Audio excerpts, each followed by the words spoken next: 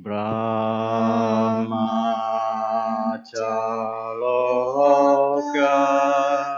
Dipati Sahampati Katanjalian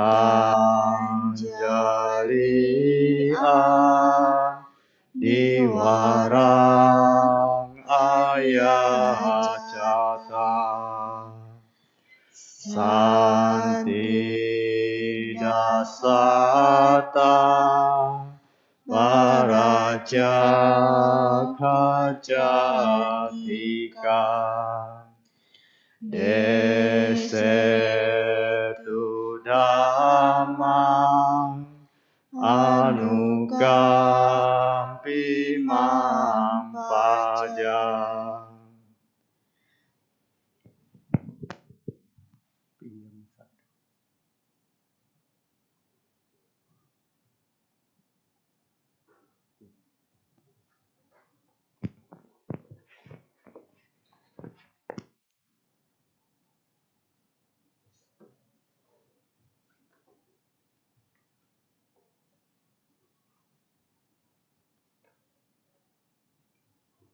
Namo tassa bhagavato arahato samma sambuddhassa. Namo tassa bhagavato arahato samma sambuddhassa. Namo tassa bhagavato arahato samma sambuddhassa. Sabba papassa akaranang kusala supasampada sacita pariyodapanang etang budana sasanang. Tidak melakukan segala bentuk kejahatan, senantiasa menambah kebajikan, mensucikan hati atau pikiran. Inilah ajaran para Buddha. Namo Buddhaya.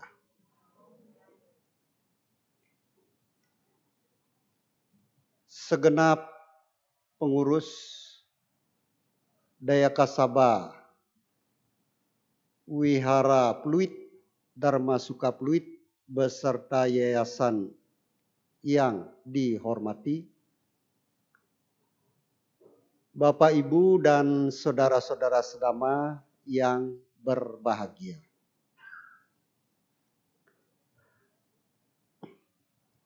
Tanggal 22 Oktober 2022 jam 16.30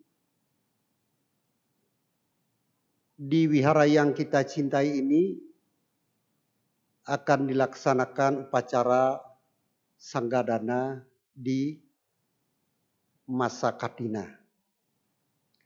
Seminggu lagi. Nah, oleh karena itu persiapan apa yang perlu kita lakukan karena waktunya sudah 1 minggu lagi. Persiapan yang perlu dilakukan adalah yang paling penting memahami apa itu Katina. Itu yang pertama. Yang kedua, apa yang harus kita lakukan pada waktu mengikuti upacara Katina. Yang ketiga, manfaatnya apa buat kita.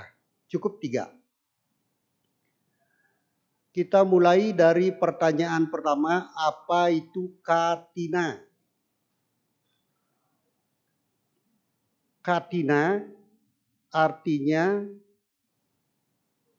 kerangka untuk membuat jubah. Nah, ini yang dipakai oleh Bantenya namanya jubah. Atau bagan untuk membuat jubah. Atau lebih ringkasnya, katina ini alat untuk membuat jubah. Katina alat ini, kerangka ini, bagan ini terbuat dari kayu. Kalau tidak ada kayu, bisa dibuat dari bambu. Nah, kalau melihat bentuknya jubah segi 4 panjang, ada kemungkinan bagannya ini, kerangkanya ini, alatnya ini bentuknya juga segi 4 panjang. Dengan alat yang namanya katina ini, para biku di zamannya Sang Buddha menjahit atau menjarit potongan-potongan kain paling kecil 1 jengkal kali 2 jengkal dengan menggunakan tangan. Maksudnya dengan menggunakan tangan, belum ada mesin 2500 tahun yang lampau lebih. Jadi menggunakan tangan, tapi tangannya bukan tangan kosong, ada jarum dan benang. Nah, potongan-potongan kain paling kecil 1 jengkal kali 2 jengkal dijarit, disambung-sambung sampai mendapatkan 1 lembar jubah dengan ukuran panjang 3 meter kurang 1 senti. Lebarnya, tingginya 2 meter kurang 1 senti. Kenapa sih? Ukurannya dikurangi 1 senti. Panjang dikurangi 1 senti, lebar dikurangi 1 senti.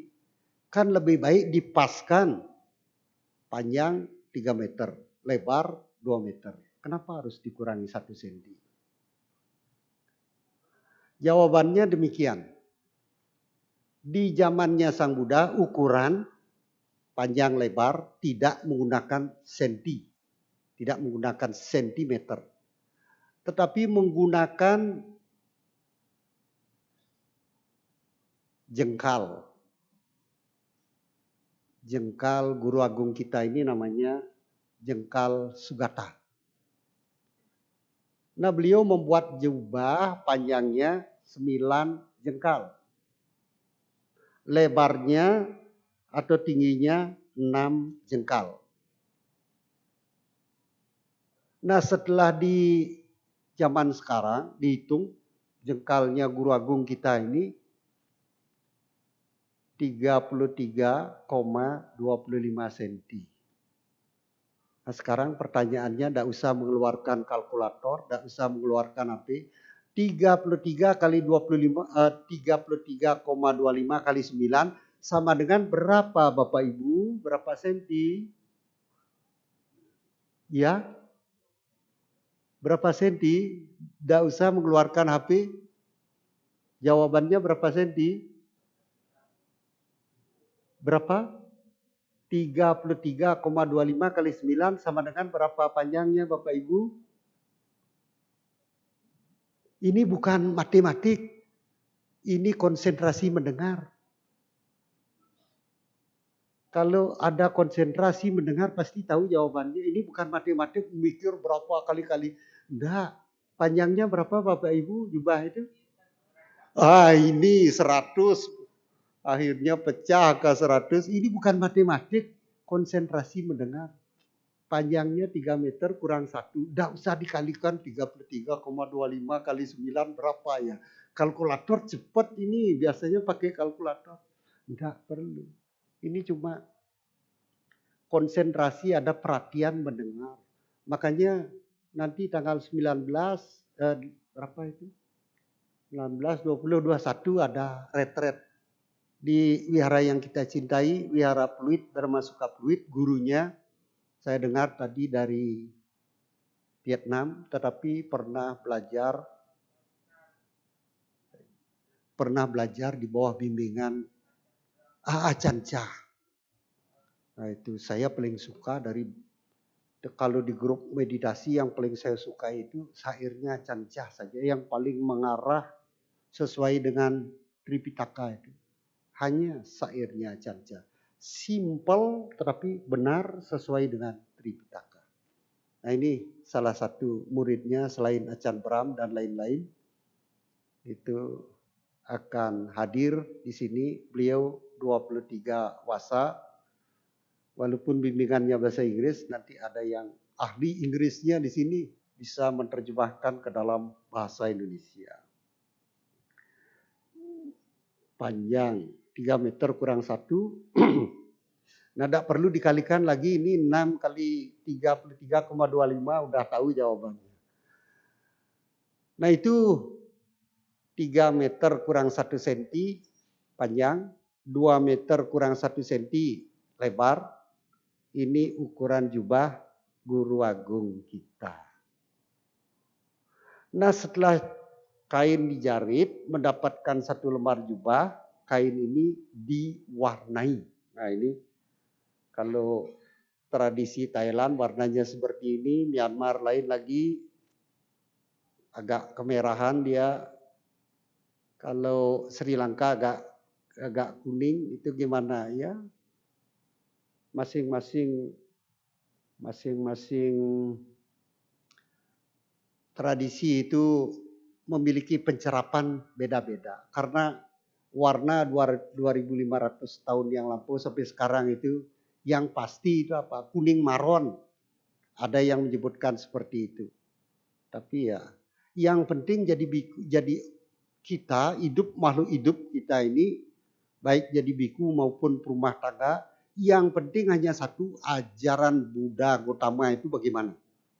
Ajarannya hanya 3 tadi. Saba papasa akaranang, kusalasu pasampada, sacita pariodapanang, etang Buddha nak sasana. Ini ajaran para Buddha.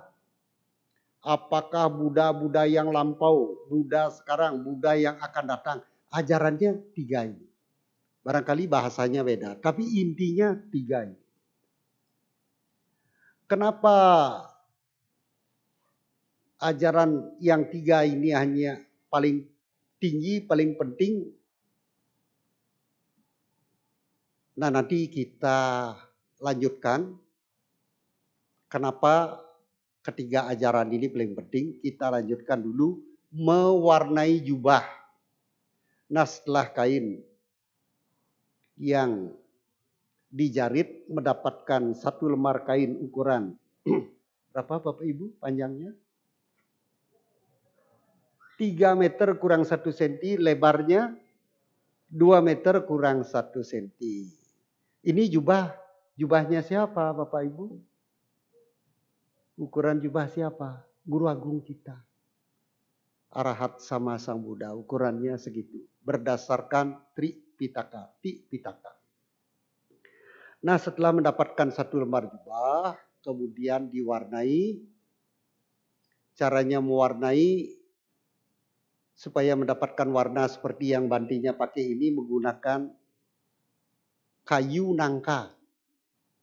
Bagian yang paling keras itu diambil, dicincang kecil-kecil. Setelah dicincang dijemur. Sudah kering disimpan. Nanti kalau waktunya mewarnai jubah, kayu yang sudah kering itu diambil, dimasukkan ke dalam panci yang besar, diisi air, nanti direbus sampai mendidih, airnya tinggal separuh, sampai bahan jubah itu bisa dicelupkan. Ketika masih panas, kain tadi dicelupkan ke dalam air yang mendidih dengan menggunakan tongkat kayu, cabang pohon, ditekan-tekan sampai rata. Nah, itu caranya kenapa airnya mendidih itu supaya bersih dari kuman-kuman dan lain sebagainya. Nah setelah rata baru dijemur. Tetapi tidak boleh kena sinar matahari langsung. Dijemur di bayangan pohon. Sekarang banyak rumah yang dikhususkan untuk menjemur tetapi temboknya separuh. Nah, itu bagus juga. Untuk tempat menjemur jubah. Kalau jubah biku ini jubah yang dicelup dengan kayu, namanya jubah kasaya. Kalau Thailand menggunakan kayu nangka, kalau warna Myanmar agak kemerahan menggunakan kulit manggis. Kalau Sri Lanka saya tidak tahu, agak kekuningan itu. Belum lihat di Tripitaka jadi tidak berani bicarakan. Nah setelah diwarnai jadi. Nah kain ini dapatnya dari mana? Sekarang zaman mesin kainnya banyak. Tidak perlu mencari potongan-potongan kain banyak tambalannya. Sekarang biku kainnya murni utuh semua malah dipotong-potong bentuknya seperti model potongannya itu seperti model sawah di Magadan. Ada petak-petak yang dilihat. Suatu ketika dalam perjalanan Sang Buddha ditemani oleh para biku termasuk Yang Mulia Ananda. Yang Mulia Ananda bertanya, Bante kalau membuat jubah itu pola yang paling bagus bagaimana? Nah ini lihat-lihat ya. Dari sini dari atas ini kelihatan pola sawah Magadha. Ya boleh pola ini digunakan. Jadi para biku sekarang pola jubahnya itu kain yang masih utuh itu dipotong-potong seperti pola sawah di Magadha setelah dipotong dijarit. Kenapa sih harus dipotong-potong? Supaya kalau jemur nanti tidak ada yang ngambil. Kalau kainnya masih utuh diambil. Wah kalau sudah jaritan ya kain bekas ini. Kain banyak jaritan. Ya, itu alasannya.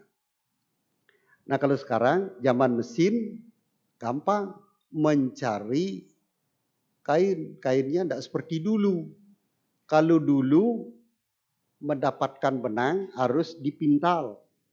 Setelah benangnya dipintal cukup mendapatkan benang baru dianyam. Ditenun satu persatu. Waktu saya masih anak-anak masih bisa melihat orang menenun bikin jari sarung perempuan itu.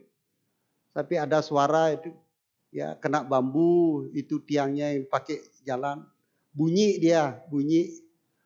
nanti bolak-balik begitu benangnya bolak-balik itu kalau baca Tripitaka kisah Gotami itu mama tirinya Sang Buddha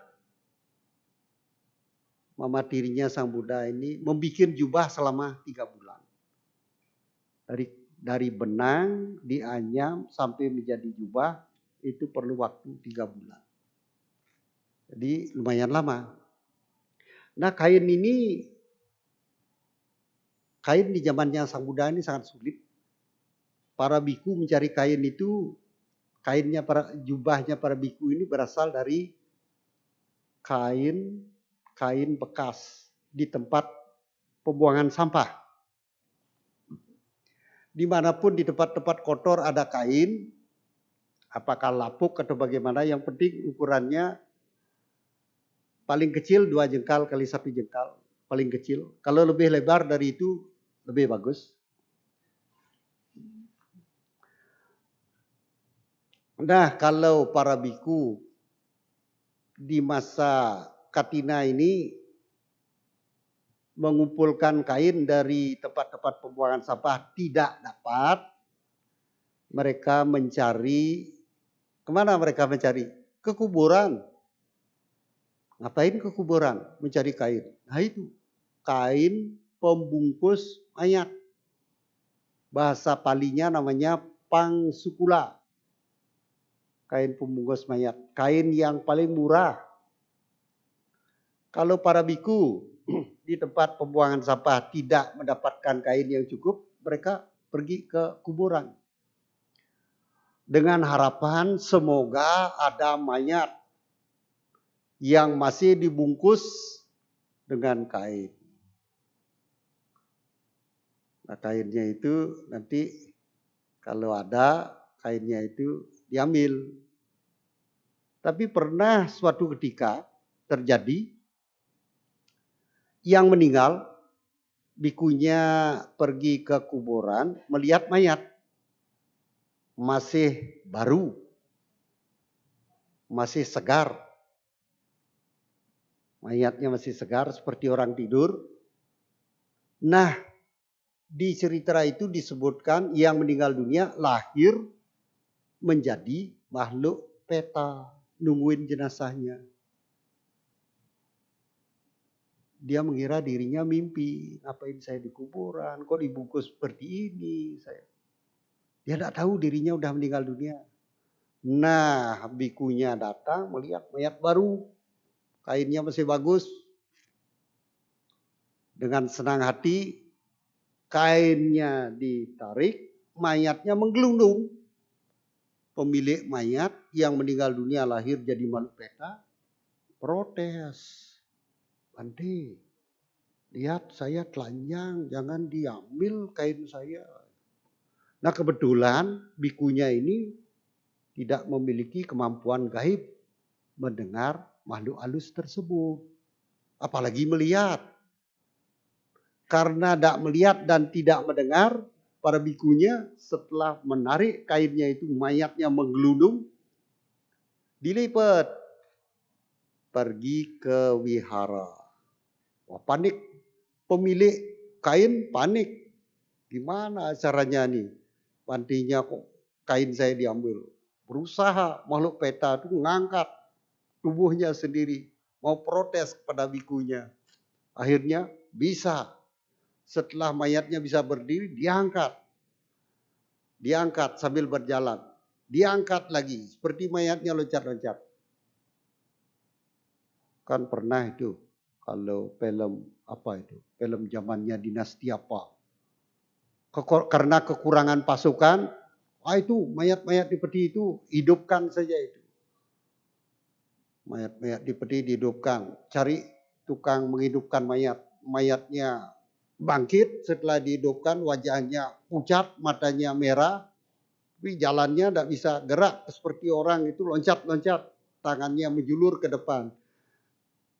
Nah, itu khayalan seorang sutradara. Mayat yang namanya mayat, ia sudah mati, tidak bisa bergerak. Kalau mayat masih bisa bergerak, itu bukan mayat namanya. Pura-pura jadi mayat. Nah, ini mayat sungguhan. Kok bisa bergerak? Karena digerakkan oleh makhluk petanya. Bante, jangan diambil kain saya. Tidak peduli, tidak dengar, tidak lihat. Jalan terus masuk wihara. Nah, sampainya di depan wihara, makhluk peta ini bawa mayat, dilihat. Setiap wihara ada dewa penjaga wihara. 2. Ini ngapain makhluk peta bawa mayat ke sini? Tidak tahu dia. Begitu sampai di gerbang wihara, stop. Ngapain ke sini bawa mayat? Kain saya diambil sampai telanjang saya begini. Diprotes dewa penjaga wihara. Karena kainnya tidak dikembalikan, mayatnya ditaruh di depan gerbang istana. Makhluk petanya kembali ke kuburan. Nah, keesokan harinya pagi-pagi para biku keluar. Mau pindah patah. Pindah patah, bapak ibu yang memberi dana pindah patah. Para biku yang membawa bul, mangkok, namanya pindah cara. Memberi kesempatan kepada mereka yang memiliki keyakinan terhadap Buddha Dhamma menanam di ladang yang sesuai dengan kemajuan batin para bikunya. Umatnya juga lihat-lihat dia, aduh, ini kurang ini cahayanya. Terkadang tidak bawa makanan, aduh biku ini cahayanya terang wajahnya. Udah makanan untuk suaminya kerja di sawah dikasihkan ke bikunya. Nah itu namanya berdana di ladang yang subur. Lihat-lihat. Nah keesokan harinya para biku keluar mau pindah cara. Pindah patah, pindah bongkahan nasi, patah bul. Jadi umat memasukkan bongkahan nasi ke dalam bul. Umatnya yang pindah patah, bikunya pindah cara. Nah itu menurut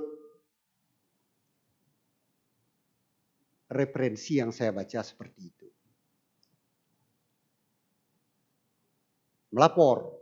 Setelah selesai para biku pindah cara, sore-sore ngobrol, ada mayat di depan, siapa terus mayat. Nah diketahui apa topik pembicaraan pada hari ini.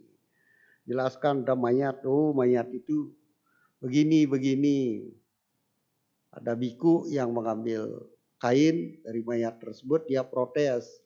Yang protes, yang meninggal jadi makhluk petal. Nah sejak itu keluar peraturan, para biku boleh mengambil kain pembungkus mayat dengan syarat mayatnya sudah bonyok, sudah mengembang, sudah membiru, sudah keluar cairan-cairannya, nanahnya itu sudah keluar. Pemilik mayat tahu, saya sudah meninggal dunia. Lagi dia tidak melekat lagi kepada tubuhnya. Dia tahu sudah meninggal dunia. Kalau tubuhnya masih utuh, dia mengira dia mimpi, masih tidur. Kok di tempat ini saya tidur pakai kain putih. Nah, keluar peraturan seperti itu. Jadi tunggu dulu. Sampai 3 hari, 4 hari kalau sudah membengkak, pecah begitu boleh diambil. Tapi sekarang udah ada biku yang ke kuburan cari kain begitu nanti malah jadi masalah.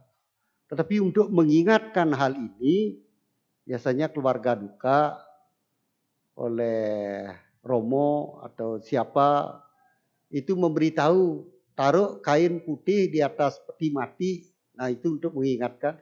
Nanti bikunya disuruh mengambil anicca wata sakara. Segala bentukan tidak kekal adanya. Itu untuk mengingatkan jubahnya biku ini berasal dari kain pembungkus mayat. Tapi sekarang kan zamannya sudah maju, tidak perlu kain pembungkus mayat, langsung taruh jubah, dah beres. Lebih praktis lagi, lebih bagus. Tidak di peti mati juga, dimanapun kita melakukan kebajikannya terekam, itu yang kita bawa ke kelahiran-kelahiran berikutnya.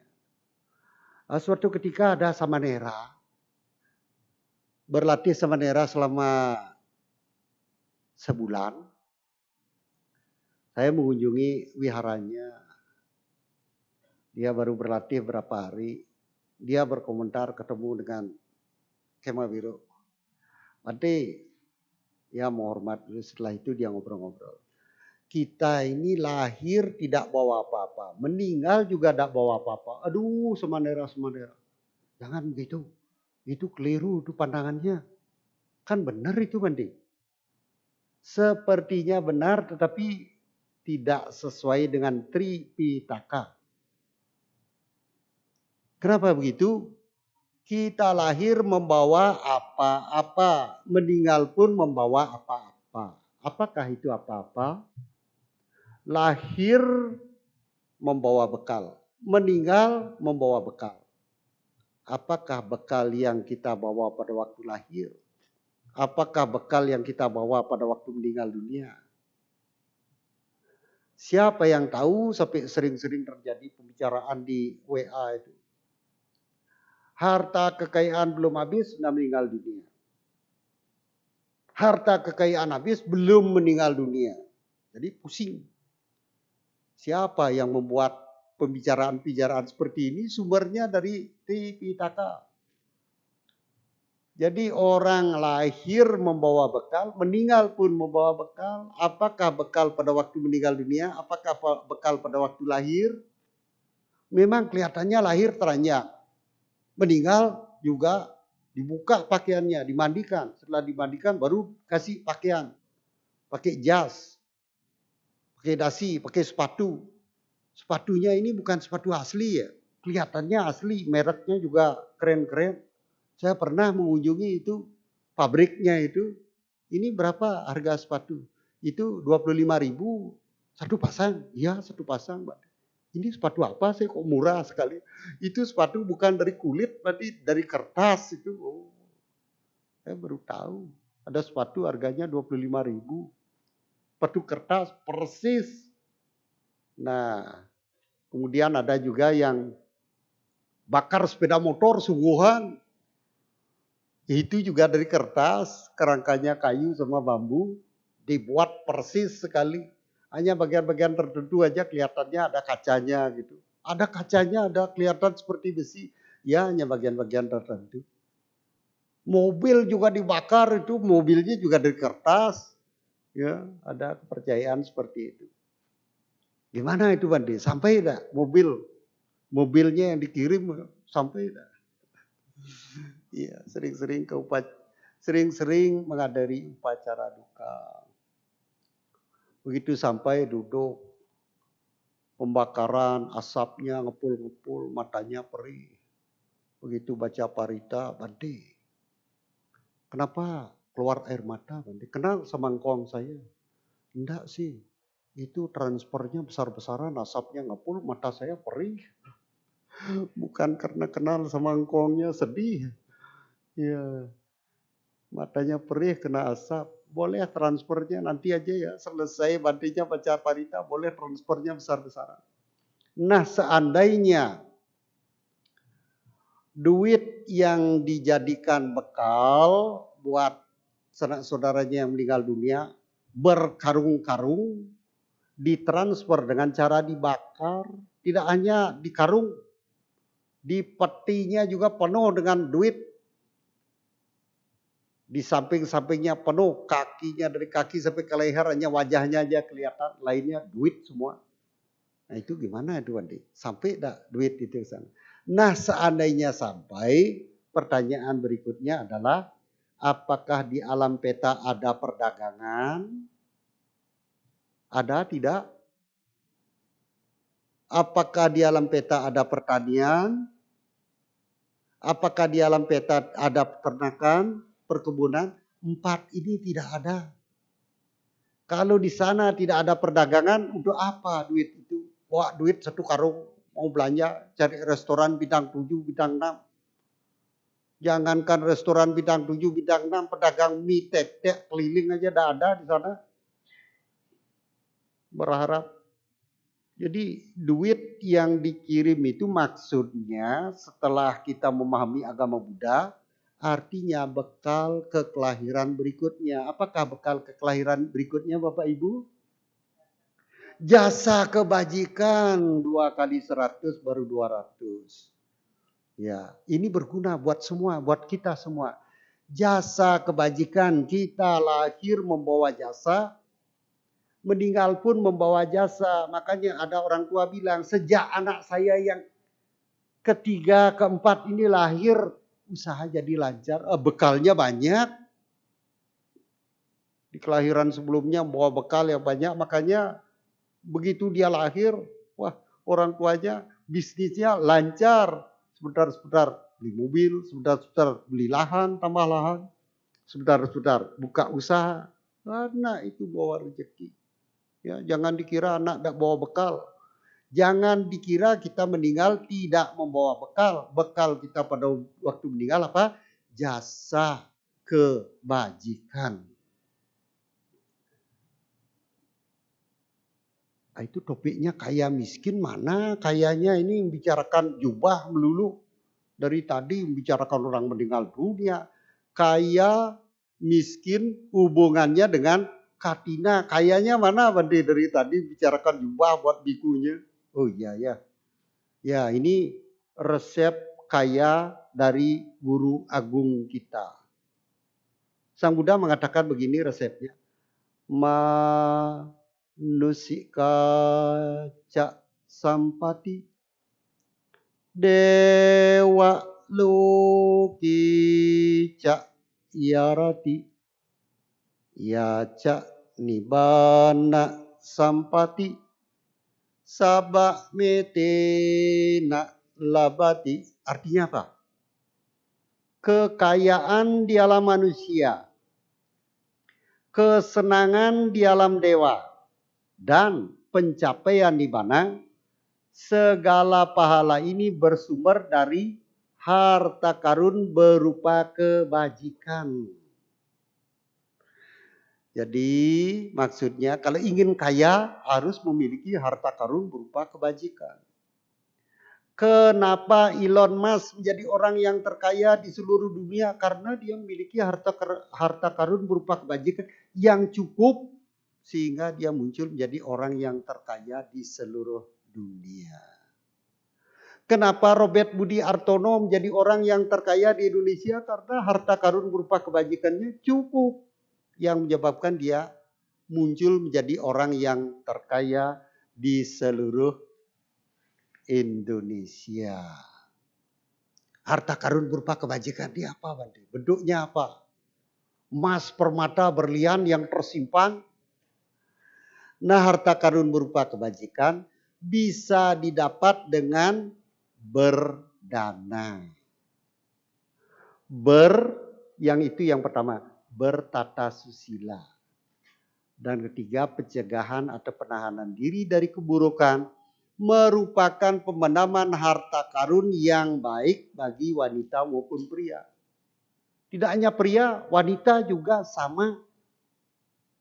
Kalau ingin memiliki harta karun berupa kebajikan yang banyak, dana, sila, dan menahan diri dari keburukan.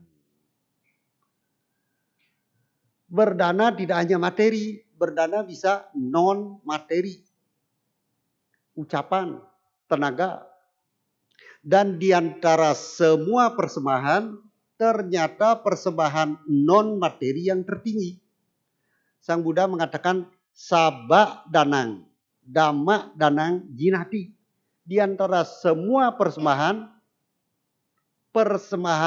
dhamma yang tertinggi. Dari tidak mengetahui jadi mengetahui. Oh ini tuh resepnya kaya. Oh ini tuh resepnya cantik. Oh ini tuh resepnya panjang umur. Oh ini tuh resepnya miskin. Ah, tidak perlu Bante. Resep miskin, tidak usah.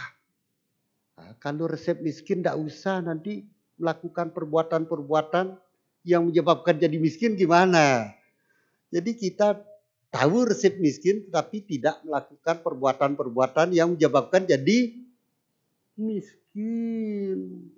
Miskin tidak mau, resepnya harus kita tahu supaya kita tidak melakukan perbuatan-perbuatan yang menyebabkan jadi miskin. Nah sekarang berdana kepada siapa, Bandi? Kecil dananya, buahnya besar. Apalagi dananya besar, buahnya berlipat-lipat besarnya. Berdana kepada sangga. Berdana bukan sangga pertama. Berdana kepada wihara. Berdana kepada sangga. Kenapa berdana kepada wihara? Karena tiap minggu kita hadir di sini di Wihara Dhammasuka. Kalau berdana kepada sangga, 4 biku baru bisa jadi sangga. Sulit. Apalagi di hari-hari besar seperti Katina itu. Baru bisa menemukan 4 biku. Lebih dari 4 biku sampai 10 biku. Di hari Katina bisa 4 biku. Nah kelebihan 4 biku yang dinamakan sangga ini apa? 4 biku yang dinamakan sangga, kelebihannya 4 biku ini yang dinamakan sangga bisa mewakili biku yang ada di 4 penjuru dunia. Artinya biku yang ada di sebelah utara, timur, selatan, barat kita ini sampai ke ujung dunia bisa diwakili oleh 4 biku ini. Jadi biku-biku yang ada di Tiongkok, Jepang, Thailand, Myanmar, Burma, Laos, Afrika, Indonesia, apapun alirannya yang penting mempraktekkan jalan mulia berunsur 8 buat para biku mempraktekkan 227 sila. Bisa. 4 biku ini mewakili biku yang ada di seluruh dunia. Jadi kelihatannya Bapak Ibu berdana kepada 4 biku yang dimakan sangga, tetapi backgroundnya ini biku yang ada di seluruh dunia. Itu kelebihannya berdana di hari Katina, berdana kepada sangga. Jadi kebajikannya luar biasa. Makanya orang menunggu-nunggu hari Katina. 30 hari Katina ini tidak pernah bolong, Bandi. Aduh, saya bolong sekali gara-gara ada keluarga tinggal dunia. Jadi bolong sekali. Aduh, pestanya besar-besaran, saya tidak mampu menahan diri, akhirnya bolong sekali, 2 kali. Tidak apa-apa. Nah, selain 4 biku yang dinamakan sangga bisa mewakili biku-biku yang ada di seluruh penjuru dunia, bisa mewakili biku yang ada di 3 zaman. Apa biku 3 zaman? Lampau, sekarang, akan datang. Buddha-Buddha, arahat-arahat yang lampau. Buddha-Buddha, arahat, Buddha dan arahat sekarang. Dan Buddha-Buddha yang akan datang, kebajikannya bisa diwakili oleh 4 biku yang dinamakan sangga. Jadi luar biasa. Kenapa begitu bisa mewakili biku-biku yang ada di arahat-arahat di masa lampau, sekarang dan yang akan datang? Karena tugasnya sama. Mempraktekkan jalan mulia berunsur 8. Tujuannya sama. Mencapai kebahagiaan tertinggi Nibbana Paramangsukang. Kebahagiaan yang tidak bisa disusupi oleh duka. Lalu bertanya, siapa yang ingin duka? Siapa yang ingin menderita? Tidak ada. Kalau bisa keliling ke seluruh alam semesta, makhluk-makhluk yang ada di alam semesta ini, tanya, mau duka, mau menderita? Apa ini pertanyaannya? Tidak ada satupun makhluk yang suka menderita. Nah, inilah yang diajarkan oleh guru agung kita. Bagaimana caranya kita supaya mengikis kotoran batin. Intinya mengikis duka. Dukanya ini dikikis, penderitaannya dikikis supaya habis. Supaya tidak ada duka lagi. Mencapai kebahagiaan tertinggi, wajahnya cemerlang, sinarnya luar biasa. Siapa yang tidak suka seperti itu? Caranya bagaimana, Bante? Yaitu tadi, memiliki harta karun berupa kebajikan. Harta karun berupa kebajikan itu apa, Bante? Dana. Sila buat Bapak Ibu 5 sila udah cukup. Nanti ikut-ikutan praktek 227 sila, istrinya tidak diperhatikan, hilang istrinya baru pusing deh. Suaminya hilang pusing ya. Ya, jangan ikut-ikutan. Para biku itu tidak kerja karena memang silanya tidak boleh. Bisnis tidak boleh biku. Tidak dihargai sama umatnya. Wah, bikunya itu bisnis. Mana dihargai? Kalau bikunya tekun sungguh-sungguh mempraktekkan sila. Tekun sungguh-sungguh mempraktekkan meditasi. Kemudian juga para biku kapan berdana itu para bikunya? Saya tidak pernah melihat bikunya berdana. Ya ini berdana pengetahuan. Apa yang dipahami itu yang disampaikan. Selama 3 bulan para biku tidak hanya duduk kencang-kencang gitu sampai sakit punggungnya. Punggung sakit, kaki sakit. Nah, itu duduk kencang itu karena pencapaian. Dia bisa duduk 2 jam, 3 jam, 10 jam. Karena nyaman. Melepasnya itu lancar gitu. Sampai nyamannya luar biasa. Ada kepingin berhenti, lupa dengan makan 2 sehari, 2 hari. Itu pencapaian. Bukan nahan rasa sakit, cengar-cengir meditasi. Ya, tidak ada meditasi cengar-cengir begitu. Ya, dilatih. Meditasi tidak hanya duduk. Berdiri juga meditasi berdiri. Jalan juga meditasi jalan. Meditasi kegiatan sehari-hari ya kita ketika mencuci, ketika mandi. Itu diamati. Nanti saya tidak mampu mengamati diri saya ketika mandi. Kenapa begitu? Airnya dingin. Ya, kalau dingin semampunya. Disuruh mengamati rasa sakit, cengar-cengir begitu. Yoginya cengar-cengir. Kenapa begitu? Itu sakitnya luar biasa. Siapa?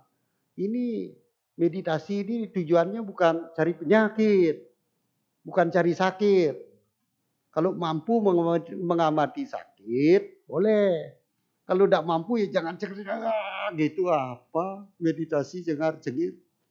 Enggak, meditasi itu bukan cari penyakit, tapi meditasi ini membebaskan diri kita jasmani dan batin bebas dari penyakit, ya. Jadi kalau ada pegal lepaskan. Kalau sudah sakit gitu ya, enggak usahlah duduk kencang-kencangan gitu cengar-cengir, berdiri boleh. Boleh nanti. Ada meditasi berdiri, tanya. Itu Tripitaka ada. Meditasi jalan juga ada. Ada yang suka berdiri begitu di target 5 jam aja sakitnya luar biasa. Kalau dia mampu ya boleh. Kalau tidak mampu ya jangan. Meditasi itu ya berbagai posisi. Termasuk dalam kegiatan sehari-hari ya mengamati. Jalan untuk mencapai tingkat kesucian itu mempraktekkan jalan mulia berunsur 8. Kapan dipraktekkan? Dalam kehidupan sehari-hari. Apa itu jalan mulia berunsur 8? Samaditi, pandangan benar. Sama sangkapo, pikiran benar. Sama waca, ucapan benar. Sama kamanto, perbuatan benar. Sama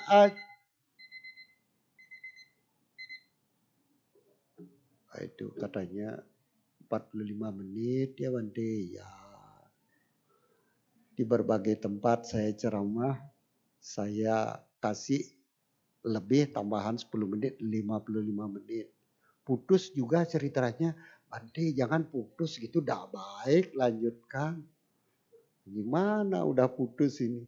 Belum ini lagi sedikit apa? Atau saya tambah aja.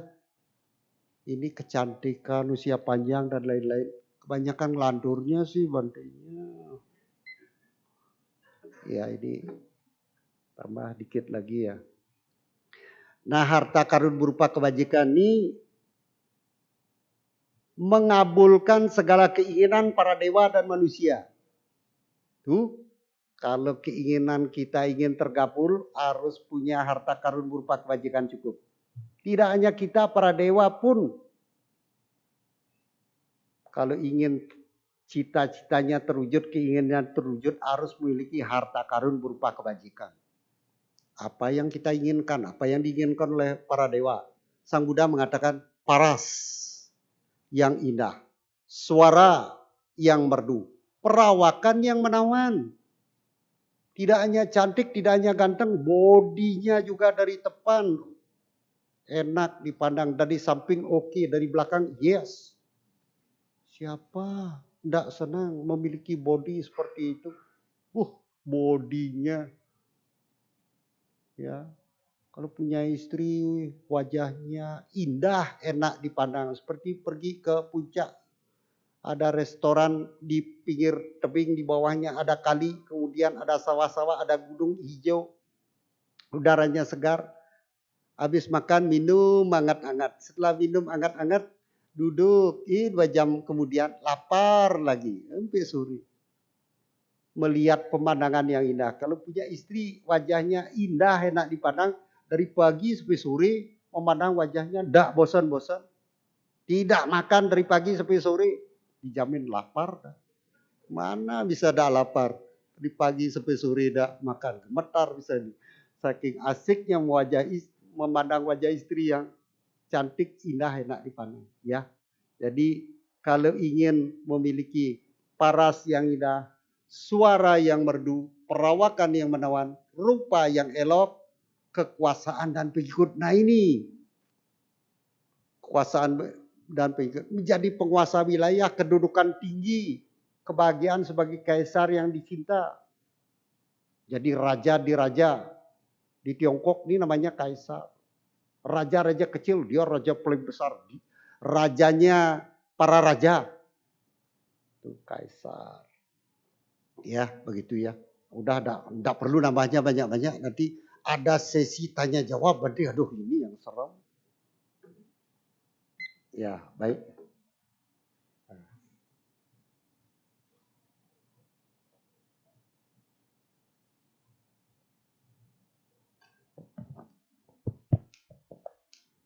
Ya, demikianlah sesi Dhamma Desana pada sore hari ini.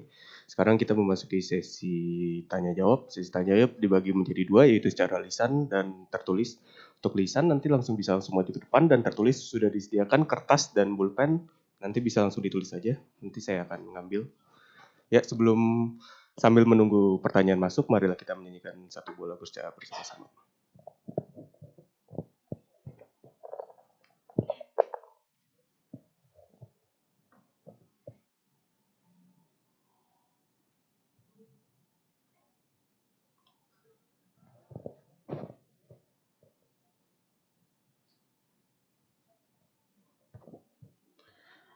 Baik, marilah kita menyanyikan satu buah lagu bersama-sama. Terdapat di halaman 54, berjudul Katina.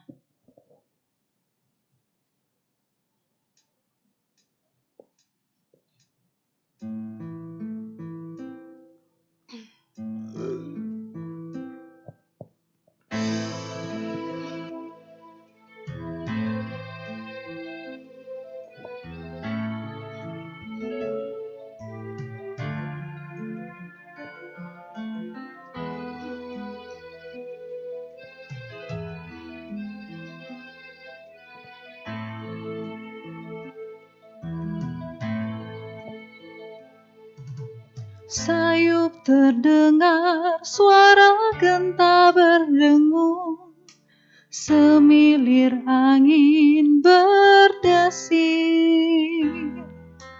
Fajar menjelang, burung-burung berkicau, menyambut hari Katina.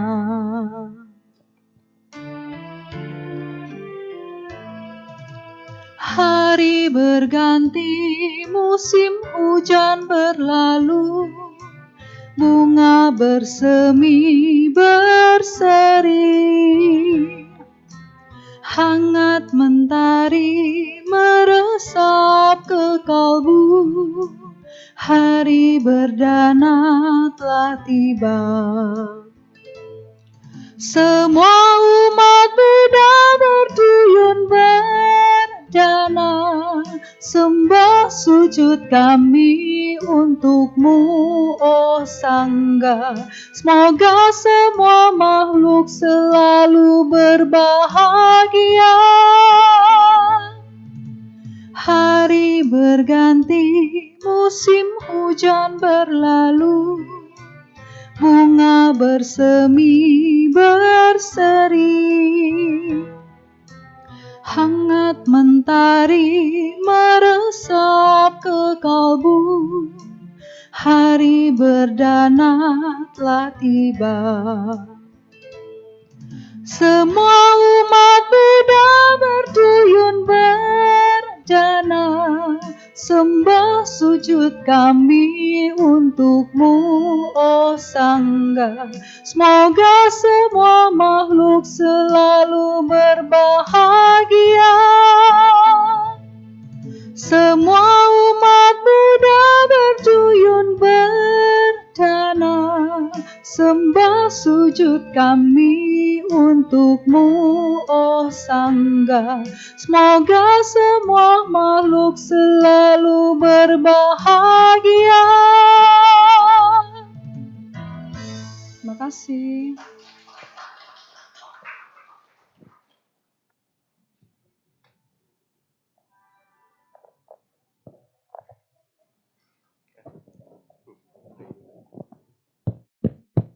Ya, sekarang kita memasuki sesi tanya jawab. Mungkin ada yang mau bertanya secara lisan, bisa angkat tangannya.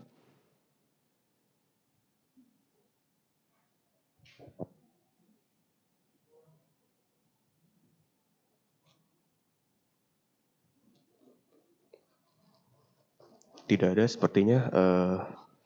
Dari pertanyaan tertulis juga tidak ada, Bante mungkin, atau ada sedikit tambahan mungkin dari Bante? Boleh. Oh ya.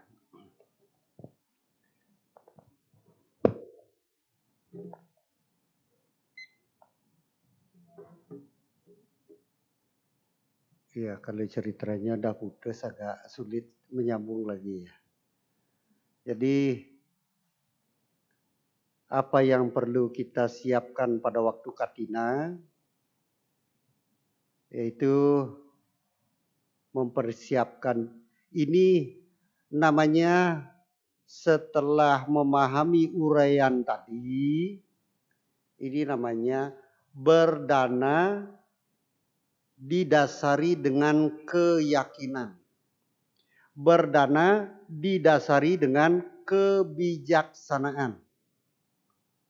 Berdana dengan didasari keyakinan dibandingkan dengan berdana didasari tidak dengan keyakinan itu beda. Buahnya beda. Yang lebih besar buahnya adalah berdana didasari dengan keyakinan. Kalau kita berpikir yang sebaliknya, wah ini hari katina para bikunya panen dia. Nah ini dana yang kita berikan karena didasari dengan pikiran yang tidak benar, buahnya kecil. Kotor dia kotor, dikotori oleh pemikiran yang tidak benar. Tetapi berdasarkan uraian tadi, yang mendapatkan manfaat daripada berdana adalah mereka yang berdana. Manfaatnya apa Bante? Itu seperti tadi banyak sekali. Paras yang indah, suara yang merdu, perawakan menawan, rupa yang elok, kekuasaan dan pengikut menjadi penguasa. Kalau tidak cukup, harta karun berupa kebajikan tidak bisa duduk di pemerintahan dengan posisi yang tinggi apalagi menjadi memegang pimpinan yang tertinggi itu sulit kalau tidak memiliki harta karun berupa kebajikan. Sudah dua ini. Saya punya adik, sudah istri tidak ada, anak tidak ada. Saya bilang, gimana kalau jadi biku? Usianya masih cukup, tubuhnya masih sehat. Bagaimana kalau jadi biku? Jadi biku itu seperti burung dalam sangkar emas, terkurung. Dia itu tidak memahami karena parami atau kebajikannya kurang sehingga tidak mau mengambil keputusan menjadi biku. Ada lagi teman saya, dulu meditasi kencang di Brahma Wihara. Wihara yang letaknya di Bali bagian utara. Dari wihara ini bisa melihat Lopina. Lopina ini berasal dari kata Lep Indonesia. Orang bule memberi nama itu. Seririt. Brahma Wihara letaknya di bukit. Patigiri membangun wihara, bisa melihat gunung, gunung kelihatan dekat, laut pun kelihatan dekat. Nah ini syarat pembangunan wihara buat Patigiri itu, jadi udaranya luar biasa. Sering digunakan untuk berlatih meditasi. Baik di zamannya Bante Giri almarhum diganti dengan penerusnya Yang Mulia Bante Tita Ketuku Mahatera almarhum. Murid-muridnya menjadi Yang Mulia Bante Gunasiri Tera. Jadi guru meditasi di Bakom. Beliau memiliki center meditasi di beberapa tempat. Kemudian Yang Mulia Bante Panyananda Mahatera almarhum. Itu di Medan. Termasuk saya sendiri muridnya. Seangkatan dengan Yang Mulia Bante Gunasiri. Pada waktu menjadi umat awam. Sering berlatih meditasi di bawah bimbingannya Yang Mulia Bante Tita Ketuku. Nah ini tuntunan Yang Mulia Bante Tita Ketuku dengan Acanca mirip. Intinya mirip. Nah salah satu muridnya juga nanti yang membimbing meditasi di Wihara Pluit dan Masuka Pluit 19-20-21, kemudian lanjut Katina 22. Nah, itu Achan Kema Waru dari Vietnam, juga muridnya Achan Chah. Saya cocok melihat wajahnya itu senyum ceria. Guru meditasi itu seharusnya begitu, ceria. Suatu ketika Raja Pasenadi pergi ke Utan Jeta, wihara di tempatnya Sang Buddha. Beliau senang ke wihara, kenapa begitu? Karena para biku, para bikuni wajahnya cerah, ceria. Tutur katanya enak didengar, menyenangkan. Jadi biku ini tugasnya begitu. Ya, kalau tuntunannya benar, itu wajahnya ceria, cerah. Bukan cemberut. Bukan cemberut dia. Barangkali sudah ada itu beberapa pertanyaan yang masuk bisa dibahas. Ya, kalau ceritanya udah putus gitu, nyambungnya sulit. Ya, jadi kalau dilanjutkan terus nanti bisa nyambung ya. Ya, silakan. Tadi ada yang mau nanya langsung secara lisan, Bante. Coba, ya, nggak apa-apa.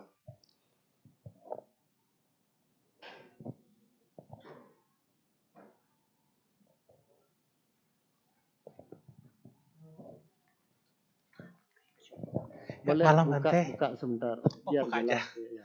Oke, gini Bante, aku ada pertanyaan. Kita sebagai perumah tangga, bagaimana caranya membedakan antara nafsu keinginan dan keserakahan? Bagaimana caranya membedakan Antara nafsu keinginan dan keserakahan. nafsu keinginan dan keserakahan. Ya, bagus. Ya.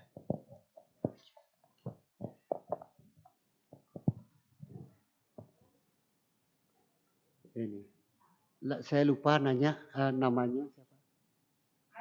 Hari. Ya, Hari. Bagus pertanyaannya, Hari. Apa bedanya nafsu keinginan dengan keserakahan? Keserakahan, loba, artinya kalau orang melanggar sila didasari kesenangan. Bagi Garawasa perumah tangga melanggar 5 sila. Membunuh untuk mendapatkan enaknya.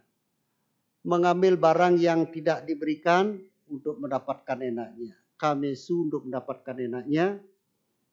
Berbohong, memfitnah, adu domba, ucapan kasar untuk mendapatkan enaknya. Minum minuman yang memabukkan, suntik, itu juga untuk mendapatkan enaknya. Melanggar 5 sila didasari atas loba untuk mendapatkan enaknya, modal terlahir di alam peta. Kalau melanggar 5 sila didasari dosa, kebencian, membunuh karena benci, mengambil barang yang tidak diberikan didasari kebencian, kamesu, berbohong dan lain sebagainya, ucapan kasar didasari kejengkelan, kebencian, cekcok, setelah cekcok minum minuman yang memabukkan. Nah, ini melanggar 5 sila didasari kebencian, modal terlahir di alam neraka. Nah, ini loba dulu. Kemudian nafsu keinginan, tanha, ada 3. Ada namanya kama tanha, keinginan mendengar suara yang disenangi, keinginan melihat yang disukai, keinginan mencium aroma-aroma yang disukai, keinginan mencicipi rasa-rasa yang disukai, keinginan untuk merasakan sentuhan-sentuhan yang disukai. Itu namanya kama tanha. Karena masih memiliki keinginan untuk menikmati yang disukai, mendengar yang disukai, melihat yang disukai, mencium yang disukai, mencicipi yang disukai, kemudian menyentuh yang disukai, maka selanjutnya menjadi keinginannya bawa tanha. Bawa tanha ini lahir lagi. Tetapi orang lahir tidak ingin miskin, tidak ingin wajah buruk. Inginnya ya kaya, wajah cantik. Tidak ingin cita-citanya tidak terwujud jadi kenyataan. Kama tanha bawa tanha. Kama tanha bawa tanha. Wi bawa tanha. Tidak ingin lahir di alam rendah. Wi bawa tanha. Tidak ingin lahir miskin. Wi bawa tanha. Jadi itulah perbedaan antara loba dan nafsu keinginan. Kalau loba itu berkaitan dengan pelanggaran sila, kalau tanha itu berkaitan dengan keinginan-keinginan kita. Keinginan yang berkaitan dengan panca indera, kemudian karena masih memiliki keinginan, lahir lagi. Sering-sering ada yang mengatakan ini hidup sekali ini harus digunakan, dimanfaatkan sebaik-baiknya, dinikmati walaupun sampai melanggar sila. Ini yang menyebabkan kelahirannya alam rendah. Kalau berpikir hidup hanya sekali, mengarahnya ke alam rendah. Karena segala macam perbuatan yang tidak sesuai dengan sila dilakukan. Ya, Hari ya. Begitu ya jawabannya. Tanha itu berkaitan dengan panca indera, sedangkan loba itu keinginan yang didasari atas itu kesenangan. Pelanggaran sila yang didasari atas keinginan. Bagus? Masih ada? Ada lagi Bante pertanyaan secara tertulis satu. Saya bacakan saja ya Bante ya. Boleh buat sini. Oh boleh buat situ aja. Ya.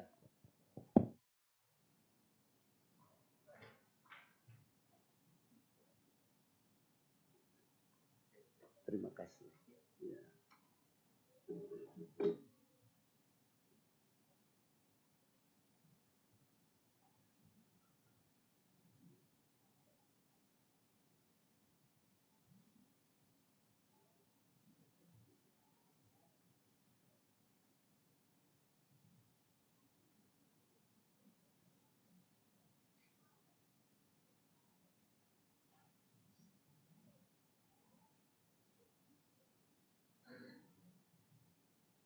Ya.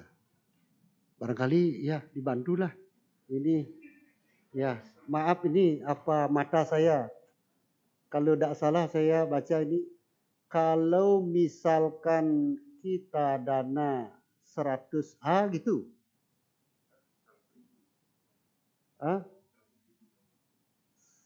Ini belakangnya apa tulisannya?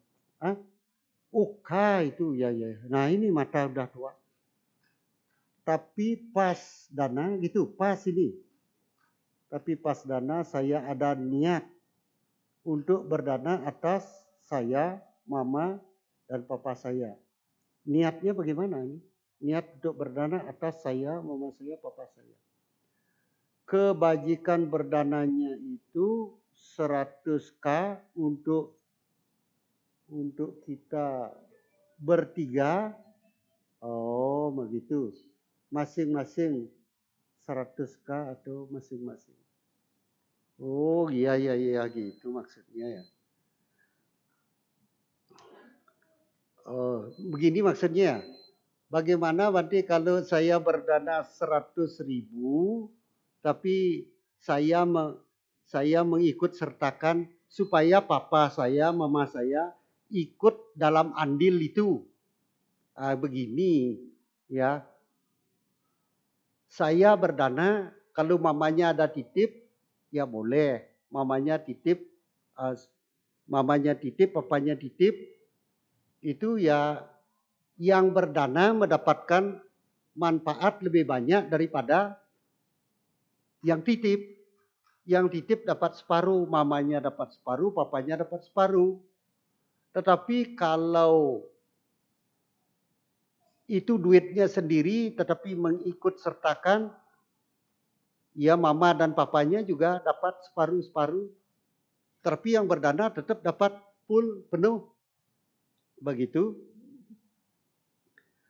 Kalau berdana titip, pernah terjadi bosnya ini menyuruh pembantunya ke wihara. Zamannya Sabuddha ini. Nah, dananya itu dipersembahkan, akhirnya di akhir kehidupan pembantunya ikut lahir di alam sorga, malah posisinya lebih tinggi. Kenapa begitu? Karena pembantunya bisa melihat biku, sedangkan bosnya tidak bisa melihat biku. Pembantunya bisa mendengarkan uraian Dhamma, bosnya tidak bisa mendengarkan uraian Dhamma. Dua dah kelebihannya. Pembantunya bisa menyerahkan dana makanan kepada bantinya, bosnya menyerahkan dana kepada pembantunya. Jadi yang seharusnya bosnya yang berdana itu mendapatkan buah lebih besar karena titip, akhirnya lebih rendah, lebih kecil buahnya. Jadi kalau berdana katina, usaha datang langsung menyerahkan.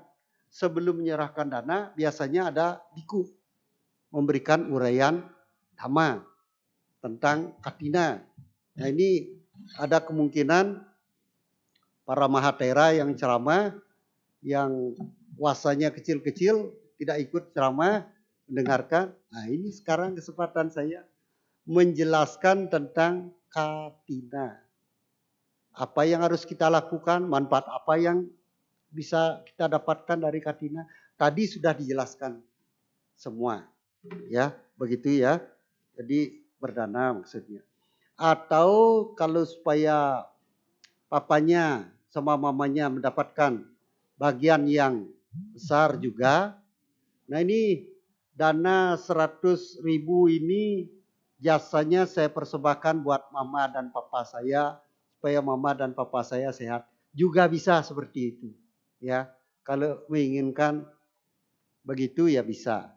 Nah, kalau mama papanya sudah sakit, tidak bisa ke wihara, ya itu dipersiapkan dananya. Ini walaupun duit sendiri semua, mama nanti saya ini mama yang berdana. Mama udah sakit, tidak bisa ke wihara, tidak apa-apa, nanti saya mewakili. Papa ini nanti berdana ini. Papa juga tidak bisa ikut, tidak apa-apa, saya mewakili. Tapi ya tetap aja yang menyerahkan langsung, bisa mendengarkan uraian Dhamma, bisa melihat biku, mempersembahkannya itu jangan seenaknya gitu dengan satu tangan pakai tangan kiri dan lain sebagainya itu. Nanti buahnya berkurang. Mempersembahkan dengan hormat, dananya dipegang dengan kedua tangan, dipersembahkan kepada bantinya. Dulu saya begitu juga, waktu katina ada 3 biku begitu di Bali. Saya pilih mana bikunya yang kencang praktek damanya, kencang meditasinya, itu yang saya pilih. Saya tujukan dananya kepada beliaunya, biar beliaunya yang menerima. Memilih biku, tapi terkadang tidak bisa juga karena sudah dibuatkan jalur ini bikunya ini, jalur ini bikunya ini. Tetapi kalau pada waktu sebenarnya pada waktu sangga dana di bulan Katina itu yang menerima sangga. Biku siapa saja yang menerima itu sangga. Jadi kebajikannya luar biasa. Ini biku baru nih, malah jalur sini saya dikasih semuanya di jalur ini, jalur biku yang kencang ini, yang ini kosong nanti. Di sini tidak apa-apa. Jangan sampai nanti kecewa. Aduh, saya mau biku itu kok jalur di sini saya dikasih, tidak apa-apa. Jadi berdana kepada sangga itu kelebihannya. Sangga yang menerima biku yang ada di seluruh dunia 3 zaman. Jadi kebajikannya luar biasa. Berusaha. tanggal 22. Kalau di Dhammacakka tanggal 5 November itu berapa? Saya lupa. Udah di-share itu. Kalau di Palem, besok. Ini Katina besok ada di Palem. Saya memberikan uraian Dhamma, ya ini juga yang saya uraikan tentang Katina. Tapi alur ceritanya mungkin beda. Intinya penjelasan tentang Katina, sorenya Mall Palem, itu Wihara Sadapala mengadakan Katina di Palem. Sore. Berusaha dimanapun. Supaya harta karun berupa kebajikannya banyak. Tidak perlu menunggu kelahiran berikutnya. Kalau bisa dalam kehidupan ini rezekinya mengalir dengan deras.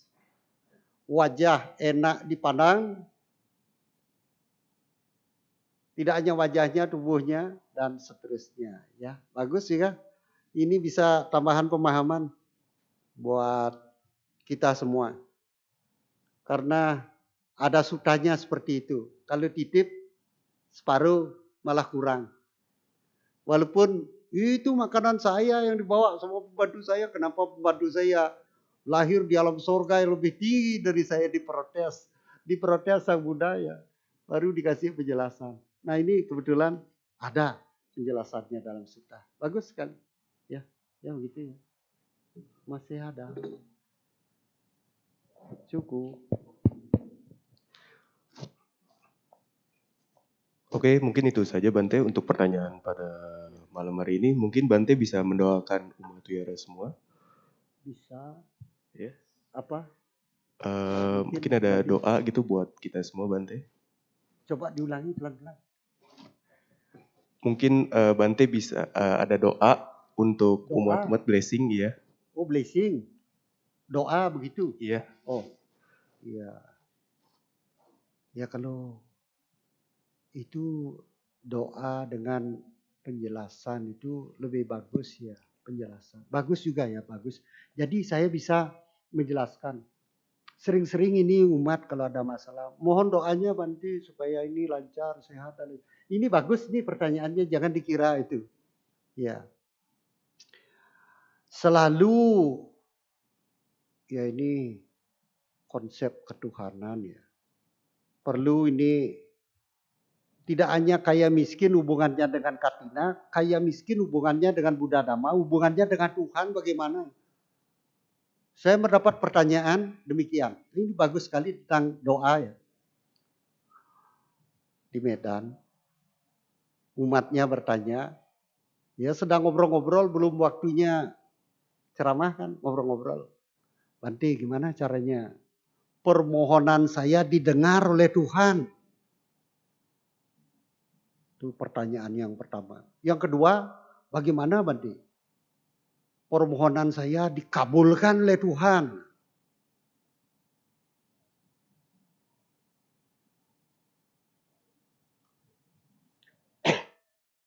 Alangkah beratnya jadi Tuhan.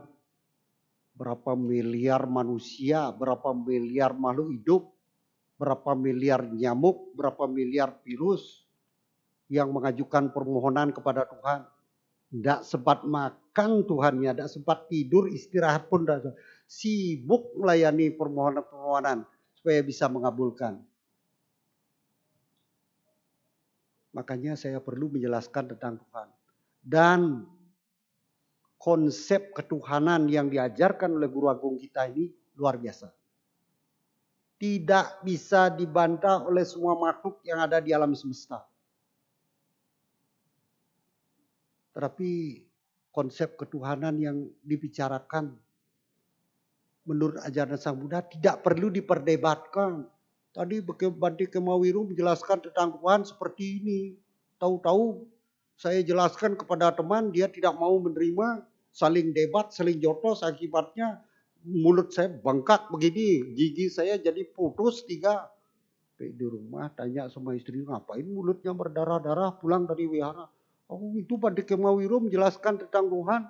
Lalu saya debat dengan teman, Dia ngotot, saya juga ngotot, tangannya gerak-gerak, saya juga gerak-gerak, akhirnya saling jotos, gigi hilang 3. Wah, ini konsep ketuhanan bukan untuk diperdebatkan, bukan untuk digunakan untuk mempengaruhi orang, bukan. Konsep ketuhanan itu untuk diri kita sendiri. Bagaimana kita bisa berperilaku ke arah yang benar, kecuali mereka membutuhkan. Dan itu pun dengan syarat jangan sampai nanti terjadi perdebatan. Nanti bawa grupnya banyak, nanti ini konsepnya tidak sesuai dengan saya punya konsep, malah jadi bentrok begitu. Ya, jadi habis membicarakan konsep, oh begitu. Nah, ini perlu waktu lagi untuk membahas hal ini. Karena waktunya paling sedikit 60 menit baru cukup memahami konsep ketuhanan berdasarkan ajaran Buddha Dhamma. Paling senang sampai 2 jam saya ngomong, atau masih kurang Bante berbuih. Sudah capek mulutnya sampai istirahat berapa kali minum, masih ingin mendengar uraian tentang konsep ketuhanan. Ya, mohon Bante, ini orang tua saya sakit dibacain parita. Nah, itu Bantenya datang memberikan kesejukan buat umatnya yang sakit. Bantenya memberikan uraian dhamma supaya memahami bijaksana kehidupannya ini. Setelah memahami dengan bijaksana, umatnya jadi tenang. Tenangnya ini batinnya tenang, jasmaninya kena imbas. Itu sebenarnya yang dituju. Pengucaran parita-parita suci, umatnya membuat tenang. Tenang batinnya ini memberi imbas kepada jasmaninya. Ya, itu sebenarnya manfaat. Tolong didoakan supaya sembuh. Ya, Bantenya tidak bisa menyembuhkan. Tetapi dhamma yang dipahami membuat batinnya jadi tenang. Batinnya yang tenang, batinnya yang bergembira, membuat jasmaninya gembira. Di zamannya Sang Buddha ada juga. Ini orang tua saya sakit. Kalau tidak salah Upasaka Damika ini minta tolong kepada pembantunya. Tolong pergi ke wihara, bilang sama Sang Buddha, Upasaka Damika sakit keras. Memohon dibacain Mahasatipatthana. Begitu. Dia rindu dan mendengarkan Mahasatipatthana Sutta. Nah, dibacain itu Mahasatipatthana Sutta. Supaya batinnya tenang. Batinnya tenang, jasmaninya kena imbas, sehat dia. Termasuk juga parita apa itu saya lupa. Bojangga parita atau apa itu. Ada biku sakit. Sang Buddha sendiri sakit, dibacain Bojangga parita. Batinnya bergembira, batinnya gembira, jasmaninya kena imbas, gembira, lupa dengan sakitnya, sembuh jadinya.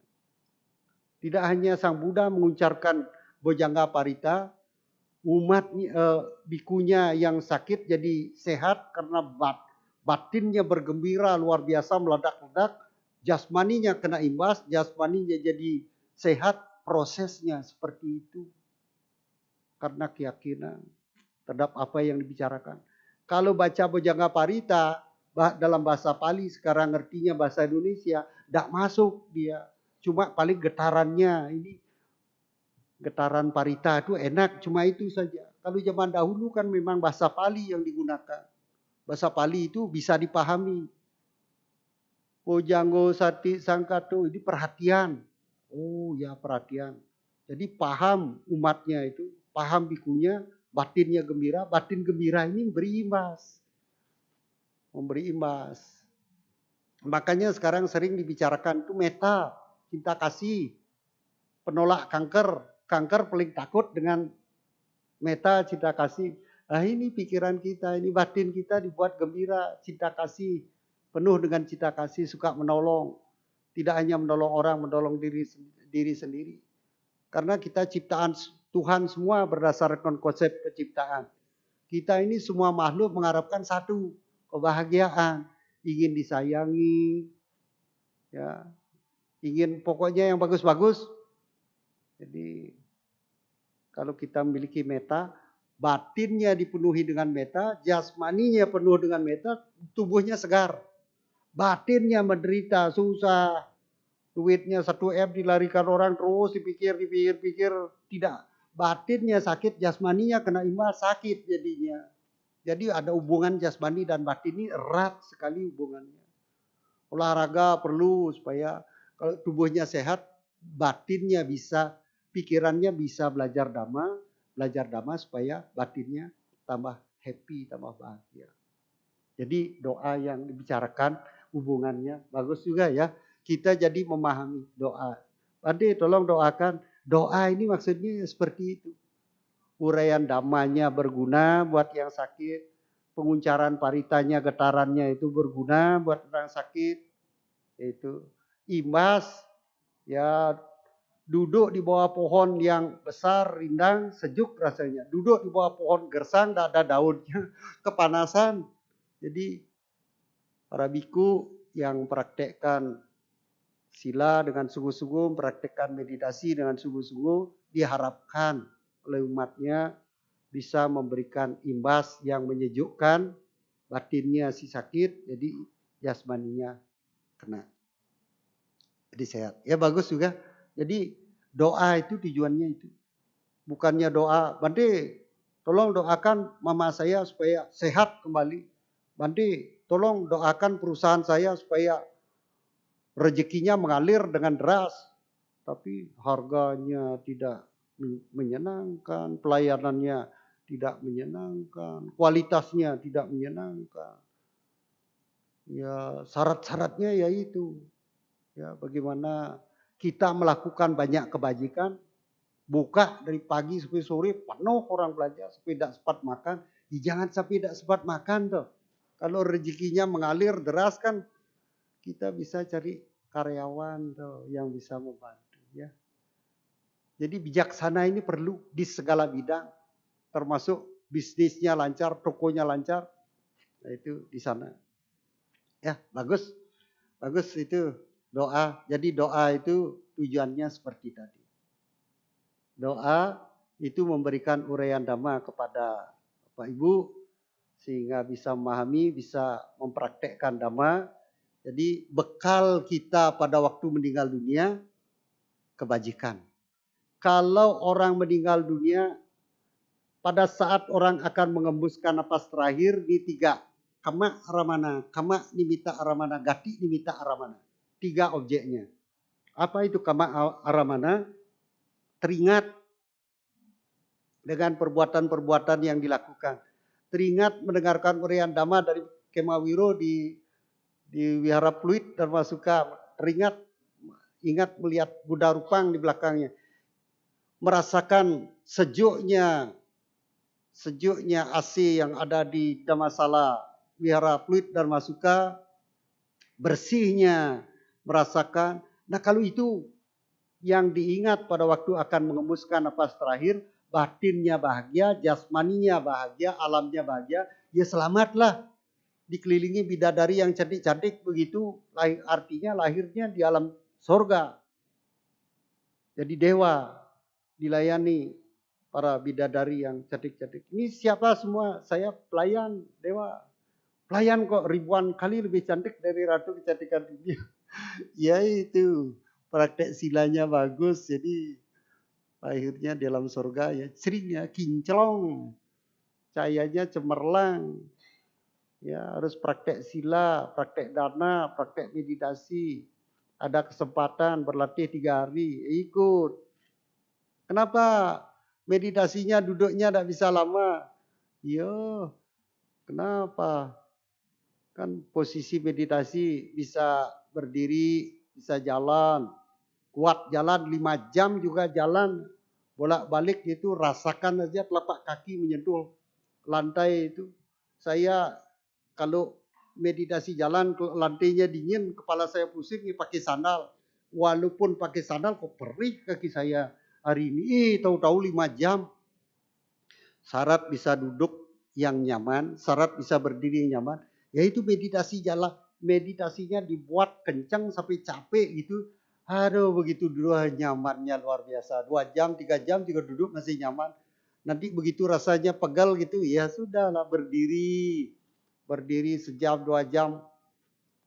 Ada papanya mau jemput anaknya di Bakom dari Medan. Anaknya berlatih meditasi udah 1,5 bulan. Papanya datang ngomong dengan bikunya di sana, ada yang bimbing. Kaki saya sakit Bante. Oh, pinggang juga sakit. Oh, punggung juga sakit. Oh, borong penyakitnya. Diajari meditasi, aduh tambah sakit Bante. Hadapi sakit, rasakan dia sakit itu rasakan. Bimbingannya tepat, dia masuk ke dalam rasa sakitnya pecah begitu. Dia bisa berdiri 8 jam, pecah semua penyakitnya. Setelah pecah dilihat itu penyakitnya tadinya menggumpal begitu langsung buyar, hilang.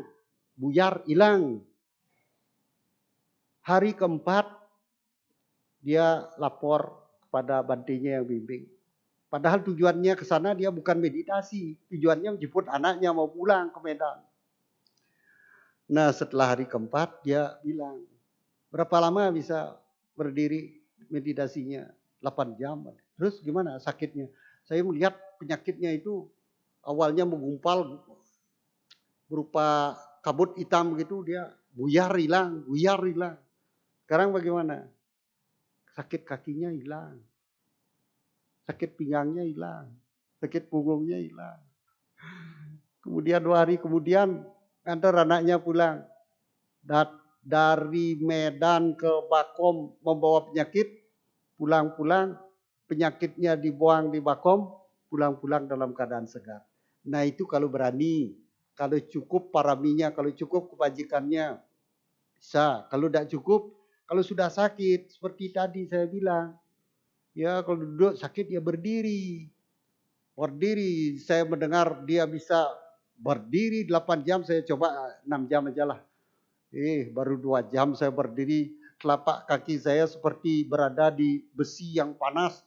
Di bawahnya seperti ada api terus menerus, besinya saya lihat panas membara begitu merah. Aduh tidak tahan saya, 2 jam berdiri. Lapor kepada Bante Gunasiri, Bante, saya mau nyoba menyaingi dia 8 jam. Itu saya coba mau 6 jam. Baru 2 jam kaki saya terbakar Bante, seperti berada di besi yang panas. Ya rasakan itu. Nanti hilang dia. Itu kan lemak-lemaknya lagi dibakar. Pembuluh-pembuluh darah tersumbat. Jadi itu yang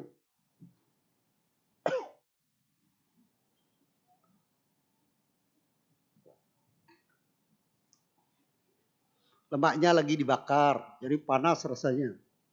Kalau mampu, ya hilang. Kalau tidak mampu, ya tahap demi tahap pembakarannya.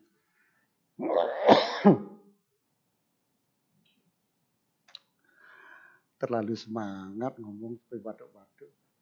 Barangkali masih ada tuh gimana? Masih ada pertanyaan tuh gimana? Ini jam berapa ini sekarang? Saya tidak mampu melihat jamnya itu 9:30. Jam berapa? Jam 8 Bante. Jam 8. Jam 8 itu? Iya. Oh ya, maaf ini mata kabur. Kacamatanya kurang bagus. Ya mungkin kita batasi saja sesi tanya jawab pada malam hari ini. Selesai sesi tanya jawab pada malam hari ini, kami segenap keluarga Wirabdi Dhamma Sukha beserta umat mengucapkan terima kasih sebesar-besarnya kepada Bante untuk bimbingan ceramah Dhamma pada malam hari ini. Oke, umat dipersilakan berdiri karena Yang Mulia Bante akan